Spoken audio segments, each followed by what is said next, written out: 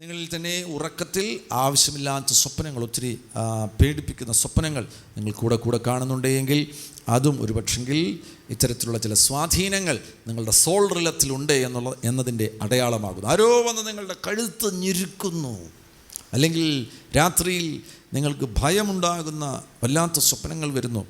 Soul പ്രാണൻ്റെ മേഖലയിൽ ഒരു ദുരാത്മാവിൻ്റെ സ്വാധീനമുണ്ട് എന്നതാണ് അതിൻ്റെ അടയാളമെന്ന് പറയുന്നത്. നിങ്ങൾ മിക്കവാറും ദിവസം മുഴുവൻ ഒരു ക്ഷീണിച്ച അവസ്ഥയിലാണോ ആയിരിക്കുന്നത്? ഒന്നിനും ഒരു ഉത്സാഹമില്ല. ആ നിരുത്സാഹം നിങ്ങളോട് കൂടെയുണ്ടെങ്കിൽ അത് ഡിപ്രഷൻ്റെ ഒരു അടയാളമാകുവാൻ സാധ്യതയുണ്ട്. നിങ്ങൾക്ക് തന്നെ ലോ സെൽഫ് എസ്റ്റീം, വില കുറഞ്ഞവരായിട്ട്, എന്നെ ഒന്നിനും കൊള്ളത്തില്ല, എനിക്കൊരു കഴിവുമില്ല, ഈ ചിന്ത നിങ്ങളുടെ പ്രാണനകത്ത് വളരെ സജീവമാകുന്നുവോ അത് ഡിപ്രഷൻ്റെ ഒരു അടയാളമാകുവാൻ സാധ്യതയുണ്ട്. അതോടൊന്നിച്ച് തന്നെ നിങ്ങൾക്ക് മരിക്കണമെന്നുള്ള ചിന്തയുണ്ടോ? ചിലർക്ക് ആത്മഹത്യ ചെയ്യുവാൻ പേടിയാണ്.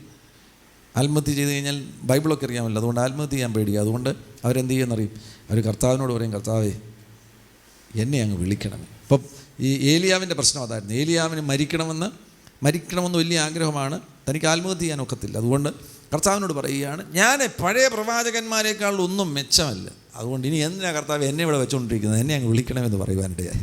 പക്ഷേ ആ പുള്ളി ഇതുവരെ മരിച്ചിട്ടില്ല. അതാണ് അതിനകത്ത് മറ്റൊരു അത്ഭുതം എന്ന് പറയുന്നത്. മരിക്കാൻ ആഗ്രഹിച്ച ഏലിയാവ് ഇതുവരെ മരിച്ചിട്ടില്ല. ഇവിടെ കോഴഞ്ചേരിയിലെ തുണിക്കട നടത്തുന്ന ഒരു ബ്രദറുണ്ടായിരുന്നു. പുള്ളി ബിസിനസ് തകർന്നു പോയി. ഇപ്പോൾ പുള്ളി രക്ഷപ്പെട്ടു, സൗദി അറേബ്യയിൽ കർത്താവ് പുള്ളി അനുഗ്രഹിച്ചു. അപ്പോൾ ബിസിനസ് തകർന്നു പോയി. അങ്ങനെ കടം കയറിയിട്ട് കടക്കാർ പുറകെ കൂടിയിരിക്കുകയാണ്. ആ സമയത്ത് അത്ഭുതകരമായിട്ട് താൻ രക്ഷിക്കപ്പെടുവാനിടയായി. യേശുവിനെ കണ്ടുമുട്ടി വചനം കേട്ട് പുള്ളിക്കറിയാം ആത്മഹത്യ ചെയ്ത് കഴിഞ്ഞാൽ പാപമാണ്. അതുകൊണ്ട് പുള്ളിക്ക് മരിക്കണം, കടം വീട്ടാൻ എങ്ങനെ, വേറെ ഒരു വഴിയുമില്ലല്ലോ. അതുകൊണ്ട് പുള്ളി എന്ത് ചെയ്യും, രാത്രിയിൽ ഇറങ്ങിയിട്ട് കാട്ടിനകത്തൂടെ, ഈ കുറ്റിക്കാടൊക്കെ ഉണ്ടല്ലോ, അതിനകത്തൂടെ നടക്കും. എന്തിനാണെന്നറിയാമോ? പാമ്പ് കടിക്കാൻ വേണ്ടി. അപ്പോൾ പാമ്പ് കടിച്ച് കഴിഞ്ഞാൽ ഒരു സ്വാഭാവിക മരണമല്ലേ. താൻ ആത്മഹത്യയൊന്നും ചെയ്തിട്ടില്ലല്ലോ, അതിനുവേണ്ടി പാമ്പ് കടിച്ച് മരിക്കാൻ വേണ്ടി താൻ നടന്നു. ഇതുവരെ മരിച്ചിട്ടില്ല. സൗദി അറേബ്യയിൽ പോയി പുള്ളി രക്ഷപ്പെടുവാനിടയായി. ഞാൻ വിചാരിക്കണം, അത്രയും കാടിനകത്തൂടെ നടന്നിട്ടും അവിടെ എങ്ങും ഒരു പാമ്പ് വരാതിരുന്നത് അത് കർത്താവിൻ്റെ ഒരു സംരക്ഷണമല്ലേ. പാമ്പുള്ള ഇടങ്ങളിലൂടെ എല്ലാം പുള്ളി നടന്നു നോക്കി, എന്നിട്ട് ഒരു പാമ്പും കടിച്ചില്ല എങ്കിൽ നമ്മുടെ മേൽ കർത്താവിൻ്റെ ഒരു പ്രത്യേകമാകുന്ന സംരക്ഷണവും സുരക്ഷിതത്വമുണ്ട്. ഞാനിപ്പോൾ ഈ പറഞ്ഞ 10 കാര്യങ്ങളിൽ ഏതെങ്കിലും ചില കാര്യങ്ങൾ നിങ്ങളുടെ ജീവിതത്തിലുണ്ടെങ്കിൽ നിങ്ങൾ അത് മനസ്സിലാക്കണം. നിങ്ങൾക്ക് ഒരു പക്ഷെങ്കിൽ ഡിസ്കറേജ്മെൻ്റ് ആയിരിക്കാം, അല്ലെങ്കിൽ രണ്ടാമത്തെ നിലവാരം ഡിസ്പോണ്ടൻസി, ഡിസ്പെയർ ഉള്ള ആരെങ്കിലും ഇവിടെ കാണുമെന്ന് എനിക്കറിയത്തില്ല. ചിലപ്പോൾ മെഡിസിൻസൊക്കെ എടുക്കുന്നവരുണ്ടെങ്കിൽ അത് ചിലപ്പോൾ മൂന്നാമത്തെ ഘട്ടത്തിലേക്ക് പോയിട്ടുണ്ടായിരിക്കാം. എന്തായാലും കർത്താവ് നിങ്ങളെ വിടുവിക്കുവാൻ വിശ്വസ്തനാകുന്നു. ഡിപ്രഷനിൽ നിന്ന് വിടുവിക്കുവാൻ വിശ്വസ്തനാകുന്നു എന്നതിന് ഞാനൊരു ഉദാഹരണമാണ്.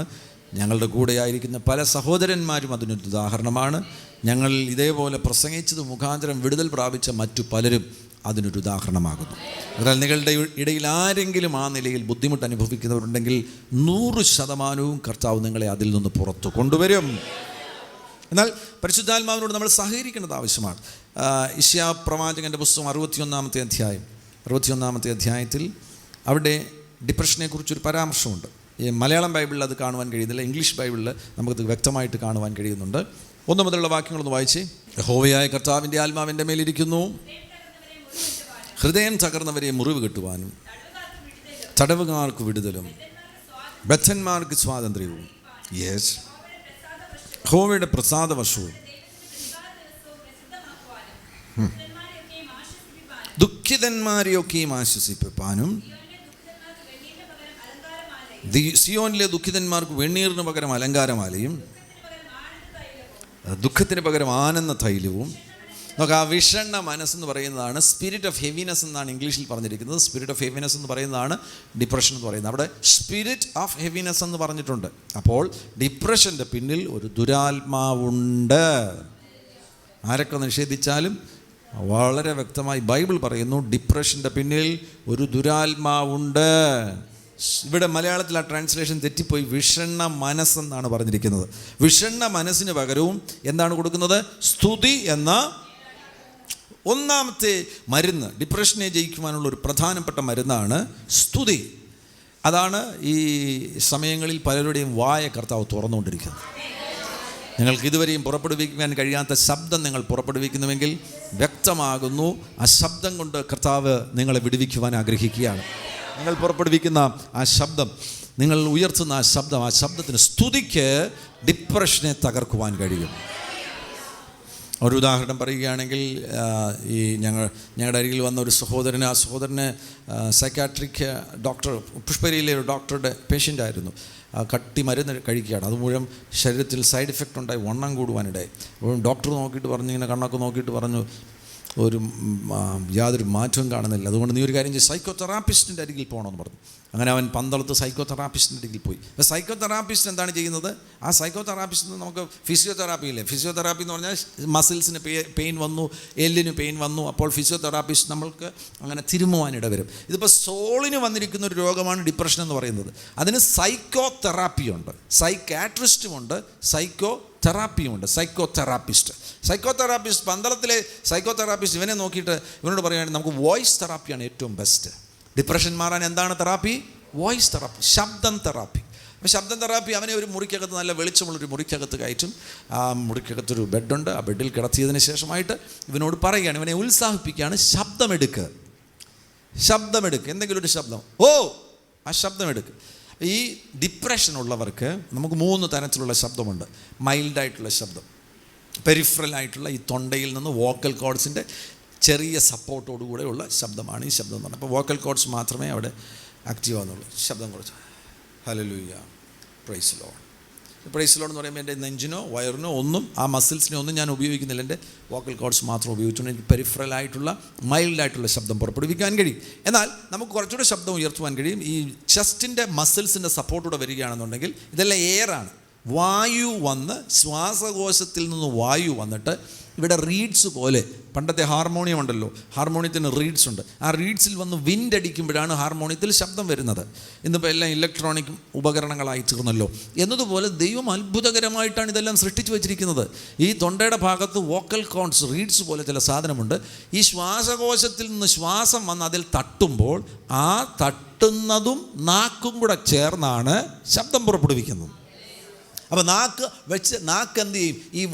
ഈ എയറിൻ്റെ ഫ്ലോയ്ക്ക് അങ്ങോട്ടും ഇങ്ങോട്ടുള്ള വേരിയേഷൻ വരുമ്പോൾ ശബ്ദത്തിന് വേരിയേഷൻ ഉണ്ടാകും. അങ്ങനെ നമ്മൾ മലയാളം സംസാരിക്കുന്നു. ഈ വോക്കൽ കോഡ്സിൻ്റെ സഹായത്തോടു കൂടെ മാത്രം ഉണ്ടാക്കുന്ന പെരിഫറൽ ശബ്ദമുണ്ട്. അപ്പോൾ ഈ സൈക്കോതെറാപ്പിസ്റ്റ് പറഞ്ഞു, നിനക്കത് അങ്ങനെ എടുത്തു കഴിഞ്ഞാൽ ഈ ഡിപ്രഷൻ പോകത്തില്ല. ചെസ്റ്റിൻ്റെ മസിൽസിൻ്റെ സഹായത്തോടു കൂടെ എടുക്കുന്ന കുറേ കൂടെ ഉയർന്ന ശബ്ദമുണ്ട്. ഹല്ലേലൂയ. എന്നാൽ സൈക്കോതെറാപ്പിസ്റ്റ് പറയുന്നത്, നിൻ്റെ വയറിൻ്റെ മസിൽസിൻ്റെ സപ്പോർട്ട് കൂടെ സ്റ്റൊമക്കിൽ നിന്ന് തന്നെ വരുന്ന ശബ്ദമുണ്ട്. ആ ശബ്ദം എടുത്താൽ ഡിപ്രഷൻ മാറും. അതെങ്ങനെയാണ് ആ ശബ്ദം എടുക്കുന്നത്? Praise the Lord. അവസാനം സൈക്കോതെറാപ്പിസ്റ്റ് എവിടെ വന്ന് നിൽക്കുന്നത്? പെന്തിക്കോസുകാരുടെ പ്രിൻസിപ്പിളിലാണ് വന്ന് നിൽക്കുന്നത്.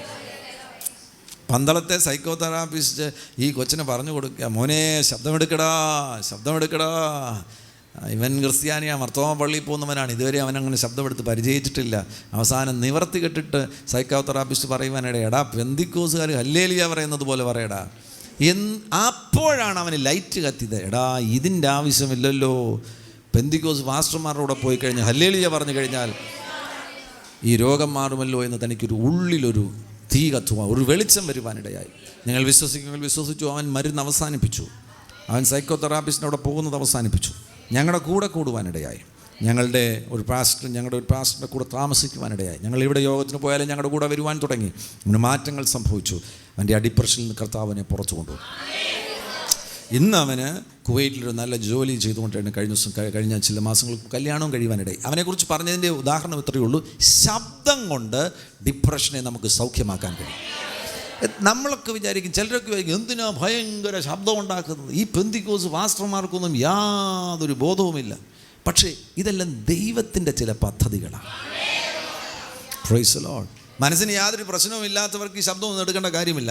എന്നാൽ കർത്താവിനറിയാം ഈ ചേർച്ചിൽ വരുന്ന പലർക്കും മനസ്സിൻ്റെ മണ്ഡലത്തിൽ ഈ വൈകാരിക മണ്ഡലത്തിൽ പല സംഘർഷങ്ങളുമുണ്ട്. ആ സംഘർഷങ്ങളെ സൗഖ്യമാക്കുവാനുള്ള ഒരു പ്രധാന ഉപാധിയാണ് അവരുടെ ഉള്ളിൽ നിന്ന് തന്നെ സ്തുതി ഉയർന്നു വരട്ടെ. വയറ്റിൽ നിന്ന് സ്തുതി ഉയർന്നു വരുമ്പോൾ, ഞാൻ വിശ്വസിക്കുന്നു, വയറ്റിൽ നിന്ന് സ്തുതി ഉയർന്നു വരുമ്പോൾ ഇവിടൊക്കെ ഈ സോളിൻ്റെ ഭാഗത്തൊക്കെ ഇരിക്കുന്ന ആ ഡിപ്രഷനൊക്കെ അടിച്ച് പുറത്തു പോകുവാനുണ്ട്. തിരുവെഴുത്തുകൾ പറയുന്നത് പോലെ ജീവജല നദികൾ നിങ്ങളുടെ വയറ്റിൽ നിന്ന് പുറത്തോട്ടൊഴുകും. ആ നദി ഒഴുകി വരുന്ന സന്ദർഭത്തിൽ നിങ്ങളുടെ വയറ്റിൻ്റെ അകത്തുനിന്ന് അത് ഒഴുകി വരുമ്പോൾ നിങ്ങളുടെ പ്രാണൻ്റെ മണ്ഡലത്തിലുള്ള ചപ്പ് ചവറുകളെയെല്ലാം അടിച്ചത് പുറത്ത് കളഞ്ഞിട്ട് നിൻ്റെ പ്രാണനെ ശുദ്ധീകരിക്കുവാൻ കർത്താവ് വിശ്വസ്തനാണ്. അപ്പോൾ സ്തുതി ഒരായുധമാണ്. രണ്ടാമത്തെ ഒരായുധമാണ് സന്തോഷം. ഈ രണ്ട് കാര്യങ്ങൾ നിങ്ങൾ പ്രാവർത്തികമാക്കിയാൽ മതി നിങ്ങൾക്ക് ഡിപ്രഷനെ ജയിക്കുവാൻ കഴിയും. നിങ്ങൾ സ്തുതിക്കണം, എപ്പോഴും സ്തുതിക്കണം. ഹല്ലേലൂയ ഹല്ലേലൂയ ഹല്ലേലൂയ ഹല്ലേലൂയ എപ്പോഴും പറയണം. ഇവിടെ ഈ നിലയിൽ നിരാശ ഇച്ചിരി കൂടിയ അളവിലുള്ളവരോട് അവർ വേണമെങ്കിൽ ഞാൻ ധൈര്യമുണ്ടെങ്കിൽ അവർക്ക് മുന്നോട്ട് വരാം. അവർക്ക് ശബ്ദം എടുക്കാൻ വേണ്ടി ശ്രമം നടത്തിയാൽ അവർക്ക് ശബ്ദം എടുക്കാൻ കഴിയത്തില്ല.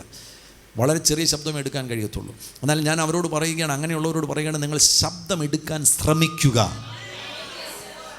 Praise the Lord. 21 വർഷം മുന്നേ എനിക്ക് ഓർമ്മയുണ്ട്, ഞാൻ പോയി ചർച്ചിൽ പോയിരിക്കും, ഇടത്തും വലത്തും ഇരിക്കുന്ന ഒരു ഭയങ്കര ആന അമർന്ന പോലെ ഹല്ലേലൂയ പറയുന്നത്. എനിക്കതിൻ്റെ നടുവിലിരുന്നൊരു സ്വോത്രം പോലും പറയാൻ കഴിയുന്നില്ല. ഇപ്പം എനിക്കറിയാം അതിൻ്റെ കാരണമെന്ന് പറയുന്നത് എന്നെ മൂടിയിരുന്ന ഡിപ്രഷനായിരുന്നു. പ്രൈസ്. എല്ലാ സമയത്തും അങ്ങനെ ശബ്ദം എടുക്കണം എന്നല്ല പറയുന്നത്, പക്ഷേ നമുക്ക് ആ ശബ്ദം എടുക്കുവാനുള്ള ഫ്രീഡത്തിലേക്ക് നമ്മൾ വരണം. Praise the Lord. ഹല്ലേലൂയ. ഒരാവശ്യം വരുന്ന സന്ദർഭത്തിൽ നമുക്ക് വയറ്റിൽ നിന്നുള്ള ലജ്ജ കൂടാതെ ശബ്ദം ഉയർത്തുവാൻ കഴിയുന്ന നിലവാരത്തിലേക്ക് നമ്മളായിത്തീരണം. Praise the Lord. ഭാര്യയോട് വഴക്കുണ്ടാക്കാൻ വേണമെങ്കിൽ ആ ശബ്ദം എടുത്തെന്നിരിക്കാം, പക്ഷെ കർത്താവിന് വേണ്ടി ആ ശബ്ദം എടുക്കുവാൻ കഴിയുന്ന നിലവാരത്തിലേക്ക് നമ്മൾ ആയിത്തീരുകയാണ് എങ്കിൽ ഡിപ്രഷൻ്റെ കെട്ടിനെ നമുക്ക് പൊട്ടിക്കാൻ കഴിയും. Praise the Lord. നാട്ടിൽ ആരൊക്കെ എന്തൊക്കെ പറഞ്ഞാലും ഞായറാഴ്ച ആരാധനയ്ക്ക് പോയി കഴിഞ്ഞാൽ ആത്മാവിൽ നല്ലതുപോലെ ആരാധിക്കണം, ശബ്ദം ഉയർത്തി തന്നെ ആരാധിക്കണം. അടുത്തൊരാഴ്ച ജീവിക്കുവാൻ വേണ്ടിയുള്ള ആത്മിക ഊർജ്ജം നിൻ്റെ മേൽ പകരപ്പെടുവാനിടവരും. രണ്ടാമത്തെ ഒരു ഉപാധിയാണ് സന്തോഷമെന്ന് പറയുന്നത്. സന്തോഷം കൊണ്ട് നിങ്ങൾക്ക് ഈ ഡിപ്രഷനെ തകർക്കുവാൻ കഴിയും. അതിൽ സന്തോഷത്തിൻ്റെ ലാംഗ്വേജാണ് ലാഫ്റ്റർ എന്ന് പറയുന്നത്. Laughter, contrary to the previous instruction, this time the old adage does hold true for memory for that laughter is the best medicine. Okay, laughter is the best medicine. Most emotional responses work only specific areas of the human brain. So നിങ്ങൾക്ക് ദുഃഖം ഉണ്ടാകുമ്പോൾ നിങ്ങളുടെ body ഒരു enzyme produce ചെയ്യുന്നുണ്ട്. നിങ്ങൾ കോപിക്കുമ്പോൾ ഒരു body ഒരു enzyme produce ചെയ്യുന്നുണ്ട്. നിങ്ങൾ ഡിപ്രസ്ഡായിട്ട് മുഖം ക്ഷീണിച്ചിരിക്കുമ്പോൾ ആ ഡിപ്രഷൻ്റെ സിംറ്റംസ് കാണിക്കുമ്പോൾ ബോഡി ഒരു എൻസൈം പ്രൊഡ്യൂസ് ചെയ്യുന്നുണ്ട്. എന്താ എൻസൈം? സിമ്പിളായിട്ട് പറയാം. എൻസൈം എന്ന് പറയുന്നത് എന്താണെന്ന് എനിക്കും കൃത്യമായിട്ട് അറിയത്തില്ല, പക്ഷേ ഞാനൊരു കൃത്യമാകുന്നൊരു ഉദാഹരണം പറയുന്നത്, ഞാൻ നിങ്ങളുടെ അരികിൽ ഇപ്പോൾ ഒരു ഹലുവ കൊണ്ടുവരികയാണെങ്കിൽ മോൾക്ക് എന്തു തോന്നും? മോടെ വായിൽ എന്തുണ്ടാവും? പെട്ടെന്ന് വെള്ളം കൂടുവാനിട വരും, സലൈവ. അപ്പോൾ അവിടെ അതുവരെ ഇല്ലാതിരുന്ന സലൈവ നമ്മുടെ ശരീരം ഉണ്ടാക്കി. അതാണ് ഈ ശരീരം ഒരു ഫാക്ടറിയാണ്. ഒരുപാട് കാര്യങ്ങൾ പ്രൊഡക്ഷൻസ് നടക്കുന്നുണ്ട്, ഹോർമോൺസ് പ്രൊഡക്ഷൻസ് നടക്കുന്നുണ്ട്, എൻസൈം പ്രൊഡക്ഷൻസ് നടക്കുന്നുണ്ട്. നിങ്ങൾ കോപിക്കുമ്പോൾ ശരീരം ഒരു എൻസൈം പ്രൊഡ്യൂസ് ചെയ്യും. ആ എൻസൈം ഡിസ്ട്രക്റ്റീവാണ്.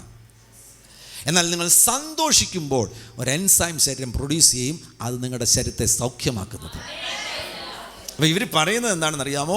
ഈ സന്തോഷം, ലാഫ്റ്റർ എന്ന് പറയുന്നത്, ലാഫ്റ്റർ മൂലം ഉണ്ടാകുന്ന ആ എൻസൈം, അത് it actually activates in multiple regions. നമ്മുടെ ശരീരത്തിൻ്റെ വിവിധ മേഖലകളെ സ്വാധീനിക്കുവാൻ കഴിയുന്ന നിലവാരത്തിൽ ലാഫ്റ്റർ പ്രവർത്തിക്കുവാനിട വരും. Praise the Lord. സന്തോഷിക്കുവാൻ നിങ്ങൾ മനഃപൂർവ്വം തയ്യാറാകുകയാണെങ്കിൽ ഒരത്ഭുത വിടുതൽ ഈ മേഖലയിൽ സംഭവിക്കാൻ പോകുന്നു. Praise the Lord. 21 വർഷം മുന്നമേ എനിക്ക് ഡിപ്രഷൻ ഉണ്ടായിരുന്നു. ആ ഡിപ്രഷനെ ഞാൻ ജയിച്ച ഒരു ഉപാധിയാണ്. 2 ഉപാധികളായിരുന്നു. ഒന്ന്, ഞാൻ ഒരുപാട് ദൈവത്തെ സ്തുതിക്കുവാൻ തുടങ്ങി. അന്ന് രാവിലെ എനിക്ക് സത്യം മനസ്സിലായതിനു ശേഷമായിട്ട് ഞാൻ രാവിലെ എഴുന്നേൽക്കുമായിരുന്നു. 3 മണിക്കൊക്കെ എഴുന്നേറ്റതിന് ശേഷമായിട്ട് ഞാൻ ഒരുപാട് സമയം എൻ്റെ മുറിയിൽ ദൈവത്തെ സ്തുതിക്കുമായിരുന്നു. ഹല്ലേലൂയ. പരിശുദ്ധാത്മാഭിഷേകം ഞാൻ ആ സമയത്ത് പ്രാപിച്ചിരുന്നതിനാൽ അന്യഭാഷയിൽ ഞാൻ ആരാധിക്കുമായിരുന്നു. അതിനുശേഷമായിട്ട് ഞാൻ മനഃപൂർവ്വമായി അങ്ങ് ചിരിക്കുമായിരുന്നു. എൻ്റെ മുറിയിൽ ആരുമില്ല, ഞാൻ തന്നെ അങ്ങ് ചിരിക്കും. ഈ ചിരിക്കുന്നതിനൊരു പ്രത്യേകത എന്ന് പറയുന്നത്, നിങ്ങൾക്ക് എപ്പോൾ വേണമെങ്കിലും ചിരിക്കാം. നിങ്ങൾക്ക് എപ്പോൾ വേണമെങ്കിലും കരയുവാൻ കഴിയുമോ? ഇല്ല. എന്തെങ്കിലും കാരണമുണ്ടെങ്കിൽ മാത്രമേ കരയത്തുള്ളൂ. എന്നാൽ ചിരിക്കണമെന്നുണ്ടെങ്കിൽ ഏത് സമയത്ത് വേണമെങ്കിലും നിങ്ങൾക്ക് ചിരിക്കത്തില്ലേ? എല്ലാവരും എന്നെ നോക്കിയൊന്ന് പുഞ്ചിരിച്ചേ. ഇതൊരു പുഞ്ചിരിയാണ്. നിങ്ങൾക്ക് അതിനപ്പുറത്തേക്ക് പോകാൻ കഴിയും. നിങ്ങൾക്ക് ലാഫ്റ്ററിലേക്ക് പോകുവാൻ കഴിയും. ലാഫ്റ്റർ എന്ന് പറയുമ്പോൾ മനഃപൂർവ്വമായിട്ട് നമുക്ക് സന്തോഷിക്കാൻ പ്രത്യേകിച്ച് കാര്യമൊന്നുമില്ല, പക്ഷേ നമ്മളങ്ങ് തീരുമാനം എടുക്കുകയാണ്. അപ്പോൾ ഇത് നമുക്ക് ഈ സെറോട്ടോണിയം ബ്രെയിനിൽ പ്രൊഡ്യൂസ് ചെയ്യുന്നത് കൂടുകയാണെങ്കിൽ നിങ്ങൾക്ക് എന്തുണ്ടാകും? ലാഫ്റ്റർ ഉണ്ടാകും. കൂടുതൽ സെറോട്ടോണിയം പ്രൊഡ്യൂസ് ചെയ്ത് കഴിഞ്ഞാൽ എന്തുണ്ടാകും? ലാഫ്റ്റർ ഉണ്ടാകും. അപ്പോൾ ഇത് സെറോട്ടോണിയം പ്രൊഡ്യൂസ് ആകാതെ തന്നെ നമ്മൾ ചിരിക്കാൻ തുടങ്ങിയാൽ നമ്മുടെ ബ്രെയിനെ നമ്മൾ എന്ത് ചെയ്യുകയാണ്? സ്റ്റിമുലേറ്റ്, അങ്ങനെയല്ലേ പറയുന്നത്? സ്റ്റിമുലേറ്റ് ചെയ്യുകയാണ്. എന്ത് പ്രൊഡ്യൂസ് ചെയ്യുവാൻ വേണ്ടി? സെറോട്ടോണിയം. വാ, പ്രൈസ് ഗോഡ്, ഹല്ലേലൂയ. പുറത്തൊന്നും മരുന്നെടുക്കേണ്ട കാര്യമില്ല ബ്രദറെ. സൈക്കാട്രിസ്റ്റ് തരുന്ന മരുന്ന് ഗുളിക കഴിച്ച് സെറോട്ടോണിയം പ്രൊഡ്യൂസ് ചെയ്യേണ്ട കാര്യമില്ല. നിനക്കൊന്ന് ചിരിക്കാൻ നിനക്ക് മനസ്സുണ്ടെങ്കിൽ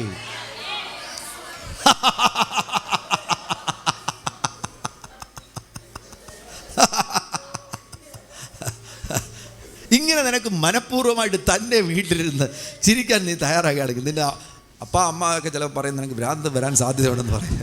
അത് സാരമില്ല, ഭ്രാന്ത് വരത്തില്ല, ഭ്രാന്ത് പോവുകയാണെന്ന് അവരോട് പറഞ്ഞാൽ മതി. ഇങ്ങനെ നിനക്കൊന്ന് ചിരിക്കാൻ സാധിക്കുകയാണെന്നുണ്ടെങ്കിൽ നിനക്ക് സെറോട്ടോണിയത്തെ പ്രൊഡ്യൂസ് ചെയ്യുവാൻ തക്കവണ്ണം ബ്രെയിനെ സ്റ്റിമുലേറ്റ് ചെയ്യുവാൻ കഴിയും. 21 വർഷം മുന്നേ ഞാനിത് പ്രാക്ടീസ് ചെയ്യുവാനിടയിൽ അന്ന് എൻ്റെ അമ്മ എന്നോട് പറഞ്ഞതാണ്, അടുത്ത മുറിയിൽ, അന്ന് ഞാൻ കല്യാണം കഴിച്ചിട്ടില്ല, അപ്പോൾ അടുത്ത മുറിയിൽ എൻ്റെ അപ്പ കിടന്നുറങ്ങുന്ന മുറി, ഇപ്പുറത്തെ മുറിയിലാണ് ഞാൻ കിടക്കുന്നത്. രാവിലെ 3 മണിക്ക് എഴുന്നേറ്റതിന് ശേഷമായിട്ട് ഞാൻ എൻ്റെ മുറിയിൽ. അപ്പോൾ കുറേ ദിവസമായിട്ട് അമ്മ ഇത് ശ്രദ്ധിക്കുകയാണ്.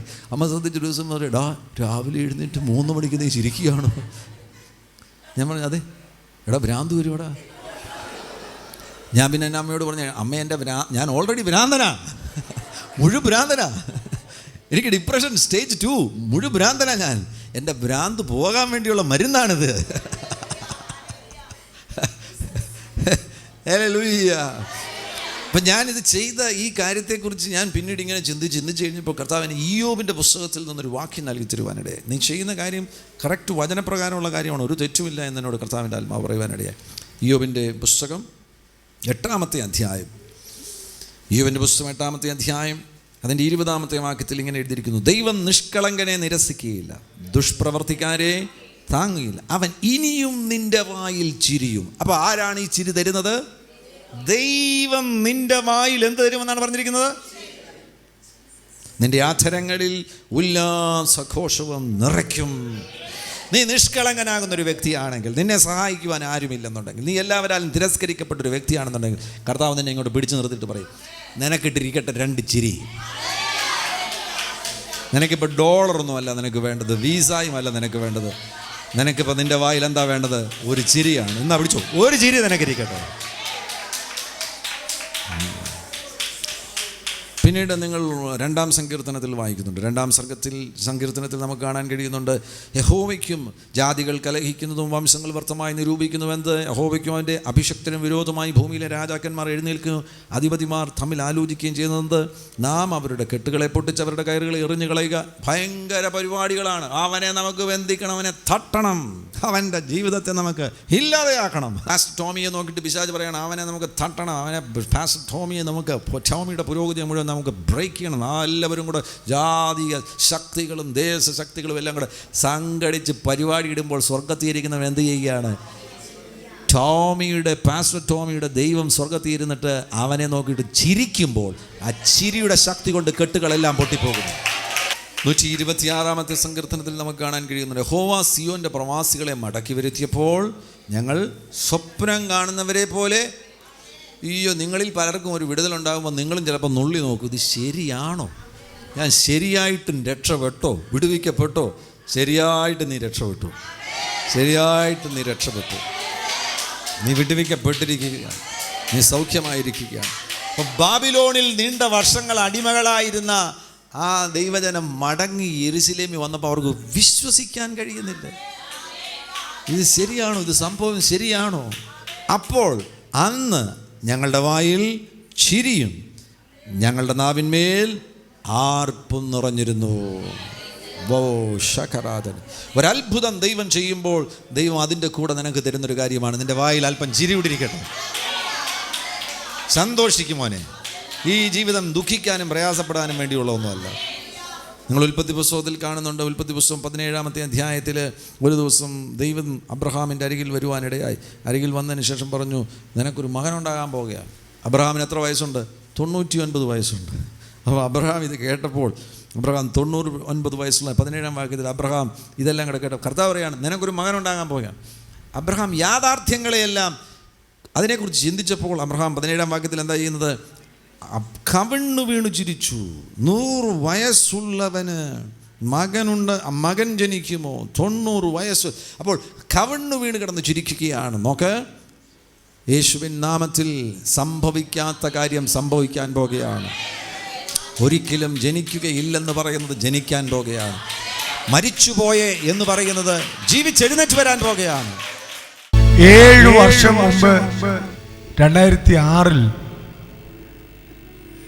എൻ്റെ അപ്പൻ ഒരു പാസ്റ്റർ ഒരു ബിഗ് ഷോപ്പർ തോളെ വെച്ച് എൻ്റെ അമ്മ 2 ഫ്ലാസ്കൊക്കെ കൈ പിടിച്ച് എൻ്റെ തലയിൽ ഒരു മുടി പോലും ഇല്ല. RCCന്ന്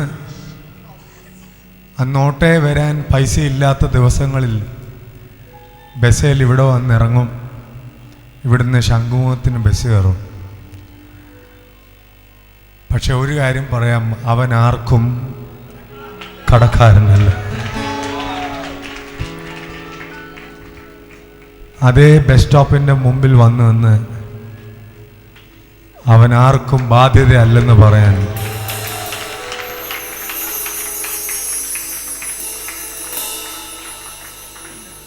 എൻ്റെ വീട്ടുകാർ എനിക്ക് വേണ്ടി ചെലവാക്കിയതിൻ്റെ ഇരട്ടി എൻ്റെ ദൈവം എൻ്റെ കൈകളിൽ തന്നു.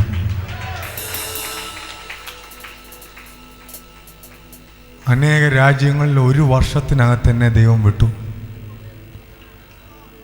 ഞാനിത് പറഞ്ഞത് അഹങ്കാരം കൊണ്ടല്ല. അവനാർക്കും കടക്കാരനല്ല, അവനാർക്കും ബാധ്യതയല്ല. ദൈവനാമം പ്രതി നീ എന്തെങ്കിലും നിന്നെ അനുഭവിച്ചിട്ടുണ്ടെങ്കിൽ, നിന്റെ ജീവിതത്തിൽ എന്തെങ്കിലും വീഴ്ചയോ താഴ്ചയോ വന്നപ്പോൾ ആരെങ്കിലും യേശുവിനെ ചൊല്ലി നിന്നെ നിന്ദിച്ചിട്ടുണ്ടെങ്കിൽ, എനിക്ക് ക്യാൻസർ വന്നപ്പോൾ ഞാൻ കേട്ട മുഴുവൻ നിന്നയും പെന്തക്കോസ് നിന്നേ യേശുവിനെ കുറിച്ചുള്ള നിന്നയായിരുന്നു. ഹലോ, എന്നെ നിന്ദിച്ചതല്ല, യേശുവിനെയാണ് നിന്ദിച്ചത്. അവനാർക്കും കടക്കാരനല്ല. തിരുവനന്തപുരത്തുള്ള ദൈവദാസന്മാരെ, നിങ്ങൾ ദൈവത്തിൻ്റെ നാമം പ്രതി പട്ടിണി കിടന്നിട്ടുണ്ടെങ്കിൽ, നിങ്ങൾ എന്തെങ്കിലും ത്യാഗം സഹിക്കുന്നുണ്ടെങ്കിൽ, എൻ്റെ യേശു ആർക്കും കടക്കാരനല്ല. എൻ്റെ അനിയൻ അന്ന് 7-ാം ക്ലാസ്സിൽ പഠിക്കുന്നേ ഉള്ളൂ. എനിക്ക് വേണ്ടി എത്രയോ ദിവസങ്ങൾ ഉപവസിച്ചിട്ടുണ്ട്. ഞങ്ങളുടെ വീട്ടിൽ അമ്മ അവരുടെ കൂടെ ഇല്ല, എൻ്റെ കൂടെ ആയത് നിമിത്തം അന്ന് എൻ്റെ പെങ്ങൾക്ക് കഞ്ഞിയും കറിയൊന്നും വെക്കാനൊന്നും അറിയത്തൊന്നുമില്ല. പല നേരങ്ങൾ അവൻ കഴിക്കാതിരുന്നിട്ടുണ്ട്. രൂഫോസ് ഇവിടെ ഉണ്ടോ? രൂഫോസ് എന്തേ? രൂഫോസ്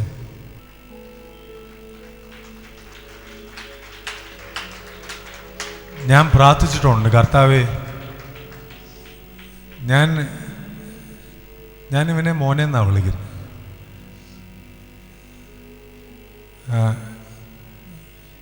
എന്നെ ഇവിടെ കൊണ്ടുവരുന്ന നിമിത്തം ഇവർക്ക് നല്ല ആഹാരം പോലും കിട്ടത്തില്ല.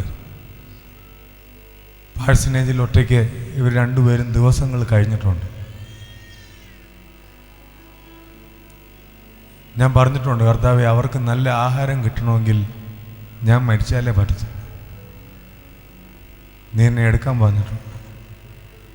പക്ഷെ യേശു ആർക്കും കടക്കാരനല്ല.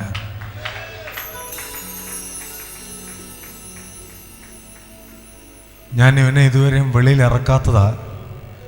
ഇവൻ എന്നേക്കാൾ പവർഫുൾ വർഷിപ്പ് ലീഡറാ. സത്യമാണ് ഞാൻ പറയുന്നത്. എനിക്ക് ഞായറാഴ്ച എങ്ങും കൊണ്ടുപോകാൻ പറ്റത്തില്ല. ശുശ്രൂഷ ആശാൻ ഇച്ചിരി പമ്മി നിൽക്കുമെങ്കിലും അവൻ എന്നേക്കാൾ വലിയ വർഷിപ്പ് ലീഡറാണ്. അവൻ ദൂത് പറയും. ഞാൻ പ്രവചിക്കാറില്ല, പക്ഷെ അവൻ പ്രവചിക്കും. ഞങ്ങൾ ഒരുമിച്ച് നിൽക്കുന്ന വേദികളിൽ യേശു ഇറങ്ങി വരുന്നത് ഞാൻ കണ്ടിട്ടുണ്ട്.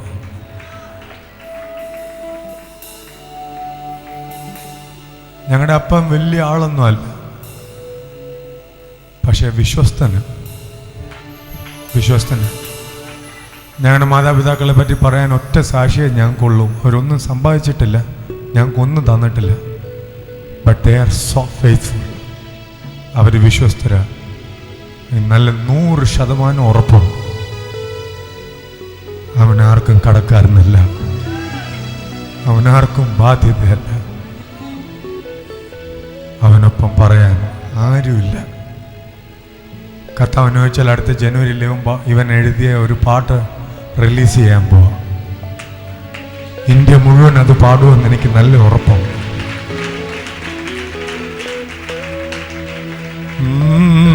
അവനാർക്കും കടക്കാരനല്ല,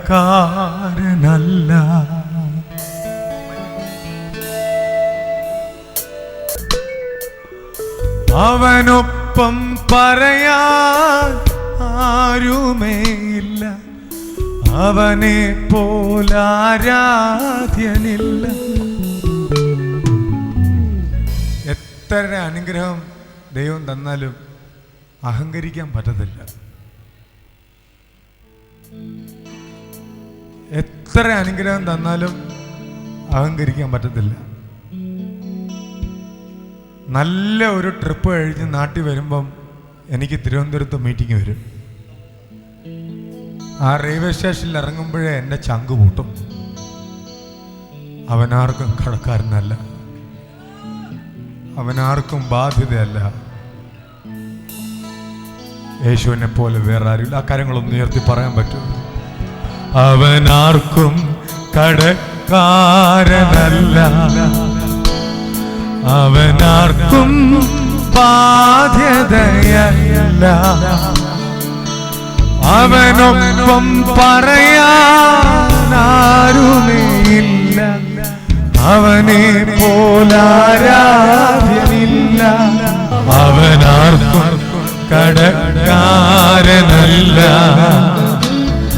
അവനാർക്കും ബാധ്യതയല്ല, അവനൊപ്പം പറയാനാരുമേ ഇല്ല, അവനെ പോലാരാധ്യൻ ഇല്ല. ആഹാ